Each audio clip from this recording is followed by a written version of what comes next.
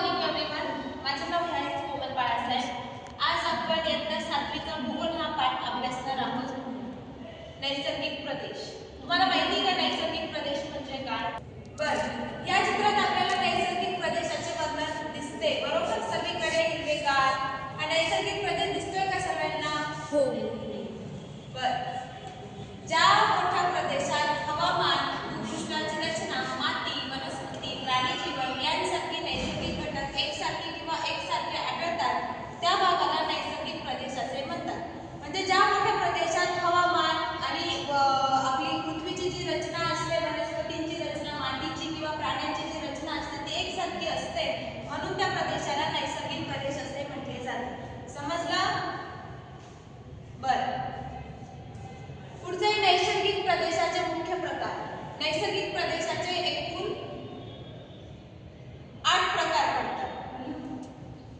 त्याच्यात पहिला प्रकार म्हणजे विषुववृत्तीय पर्जन्यमान प्रदेश, दुसरा म्हणजे उष्णकटिबंधीय गवताळ प्रदेश, तिसरा वाळवंटी प्रदेश, चौथा भूमध्यसागरीय प्रदेश, पाचवा समशीतोष्ण गवताळ प्रदेश, सहावा टुंड्रा प्रदेश, सातवा शीतकटिबंधीय जंगल प्रदेश आणि आठवा मान्सून प्रदेश. तर या प्रदेशांमध्ये आपल्याला आज उष्णकटिबंधीय गवताळ प्रदेश हा प्रदेश आज अभ्यासायचा आहे. कोणता प्रदेश अभ्यासायचा आहे? गवताळ प्रदेश. तुम्हाला माहिती आहे का गवताळ प्रदेश म्हणजे काय?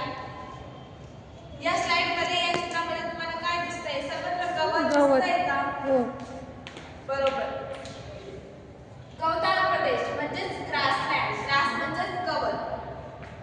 गवताळ प्रदेश म्हणजे गवताचे प्राबल्य असलेले नैसर्गिकरित्या तयार झालेले विस्तृत सपाट किंवा पठारी प्रदेश. म्हणजे त्या प्रदेशात विस्तृत जिथे बघावं तिथे सर्वत्र हे गवतच पसरलेले आहे, जे वाळवंट आणि घनदाट जंगलाच्या मध्ये असते.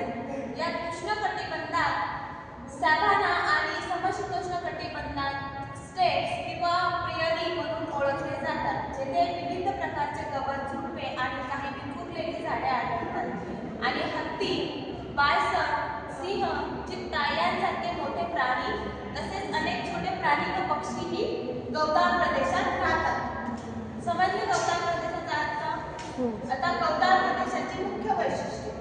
गवताळ प्रदेशाची मुख्य वैशिष्ट्ये एकूण 6 वैशिष्ट्ये आहेत.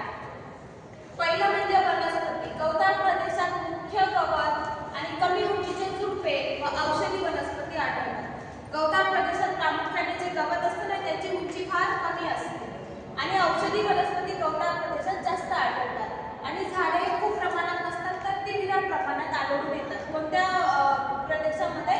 गवताळ प्रदेशात. तर प्रेयरी आणि स्टेप्स मध्ये हे सुद्धा 2 प्रदेशांचे, गवताळ प्रदेशांची नावे आहेत. एक म्हणजे प्रेयरी आणि दुसरा म्हणजे स्टेप्स प्रदेश. दुसरं आहे हवामान. आता आपल्या भारतात कसं हवामान असतं,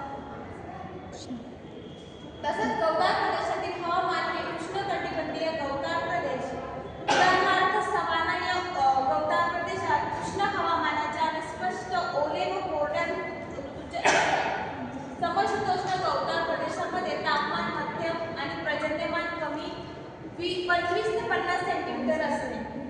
गवताळ प्रदेशामध्ये तापमान हे मध्यम प्रकारचे असते आणि पावसाचे प्रमाण हे 25 ते 50 सेंटीमीटर इतके त्या प्रदेशात पाऊस हा पडत असतो.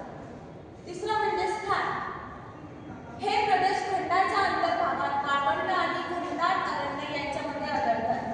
गवताळ प्रदेश हे घनदाट जंगल आणि वाळवंट अशा अरण्यांमध्ये गवताळ प्रदेश आढळून येतात. उष्णकटिबंधीय गवताळ प्रदेश विषुववृत्ताच्या 30 अंश उत्तर आणि दक्षिण अंशादरम्यान असतात, तर समशीतोष्ण गवताळ प्रदेश 30 ते 60 अंशाच्या दरम्यान आढळतात.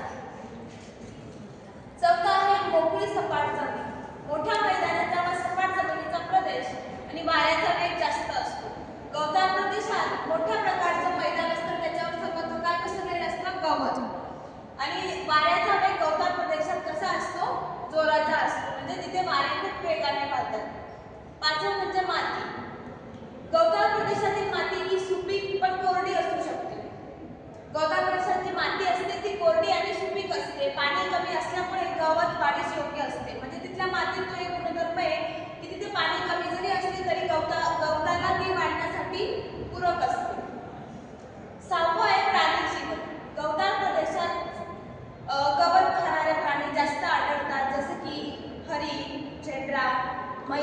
जिराफ, बायसन, शिकारी प्राणी सिंह, चित्ता आणि लांडगा.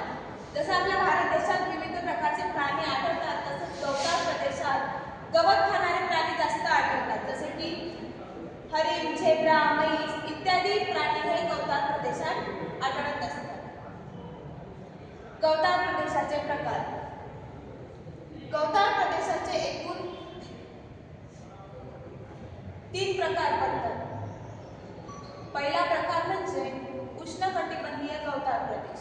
याची वैशिष्ट्ये काय की वर्षभर गरम हवामान, पावसाळा, उन्हाळा अशी 2 ऋतूंची व्यवस्था, गवत मोठा, उंचीने आणि विरळ झाडे.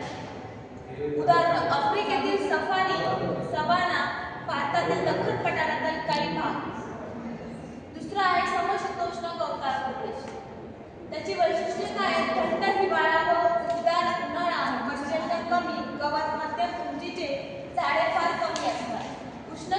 समशीतोष्ण गवताळ प्रदेशात उन्हाळा आणि पाऊस कमी असते आणि गवत हे मध्यम उंचीचे असते आणि तिथे झाडे फार विरळ असतात.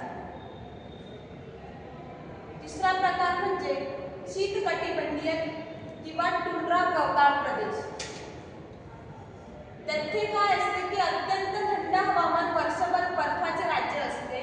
उन्हाळा अतिशय लहान लहान झुडपे किंवा काटेरी गवत असते. म्हणजे टुंड्रा प्रदेशात हवामान हे बर्फाचे असते जास्तीत जास्त. आता इथे गवताळ प्रदेशाचा नकाशा दिलेला आहे. जिथे ग्रीन ग्रीन दिसतं का तुम्हाला, हिरवा कलर, इथे सर्व गवताळ प्रदेश आहेत. जसं की इथे Africa, Europe, north America, south America, Australia इथे हे गवताळ प्रदेश आढळून येतात. गवताळ प्रदेशाचे हवामान. पावसाचे प्रमाण मध्यम, वार्षिक पाऊस साधारण 25 ते 75 सेंटीमीटर. झाडे लावायला पुरेसे पाणी नसते म्हणून गवताचा विस्तार हा काय असतो, मोठा असतो. तिथे पावसाचे मध्यम प्रमाण असते. वार्षिक पाऊस साधारण 25 ते 75 सेंटीमीटर इतकाच पडतो, त्याच्यामुळे गवताचा विस्तार मोठा असतो. आणि उन्हाळा हा उष्ण असतो. तिथे तापमान 25 अंश ते 35 अंश इतके जाऊ शकते, तर दिवस लांब व कोरडे असतात. हिवाळा किंवा थंड सौम्य. समशीतोष्ण गवताळ प्रदेशात थंड हिवाळा, उष्णकटिबंधीय गवताळ प्रदेश व मंद हिवाळा असतो. गवताळ प्रदेशातील वनस्पती. गवताळ प्रदेशात जास्तीत जास्त गवताचे प्राबल्य असते. म्हणजे गवताळ प्रदेशात सर्वत्र काय पसरलेले असते, गवत. दुसरे झाडे विरळ.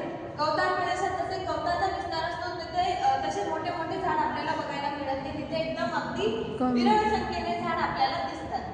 आणि झुडपे व काटेरी वनस्पती. पाण्याची कमतरता असल्यामुळे अनेक झुडपे काटेरी असतात. म्हणजे गवताळ प्रदेशात पाण्याच्या वनस्पती या फार कमी प्रमाणात आढळतात आणि काटेरी झुडपे व छोटे झुडपे आपल्याला जास्त प्रमाणात आढळतात. गवताळ प्रदेशातील प्राणी. या चित्रात तुम्ही बघू शकता हे सर्व प्राणी गवताळ प्रदेशात आढळून येतात. शाकाहारी प्राणी जसे की झेब्रा, हरिण, घोडे. मांसाहारी प्राणी जेथे चित्ता, बिबट्या, लांडगे इत्यादी प्राणी. लहान प्राण्यांमध्ये जमिनीतील बिळे करून राहतात. उदाहरण प्रेअरी डॉग, ससा, खारी, पक्षी. तिथे बस्टर्ड पक्षी आणि गरुड पक्षी जास्त प्रमाणात आढळून येतात. गवताळ प्रदेशातील मानवी जीवन. गवताळ प्रदेशातील मानवी जीवन हे कसे असते, कारण की तिथले घरं कसे असतात, निवास. गवताळ प्रदेशात वाऱ्याचा वेग जास्त असल्यामुळे मजबूत जमिनीला चिकट घरे बांधली जातात. ग्रामीण भागात माती, लाकूड, गवत, दगड यांची घरे अधिक प्रमाणात दिसून येतात. तिथले लोक उपजीविकेसाठी मुख्य व्यवसाय म्हणजे जनावरांचे पालन, जसे की गायी, मेंढ्या, शेळ्या इत्यादी ते पाळतात आणि त्यांची उपजीविका करत असतात. तिथे वाहतूक. मोठे सपाट प्रदेश असल्याने रस्ते व वाहनांची सुविधा चांगली असते. ग्रामीण भागात जनावरांच्या गाड्या, मोटरसायकल किंवा सायकली वापरल्या जातात. अन्न संस्कृती. दूध व दुग्धजन्य पदार्थ सेवन जास्त. गहू, ज्वारी, मका यांसारख्या धान्यांचा वापर. काही भागात मांसाहाराचा मोठ्या प्रमाणात आढळतो.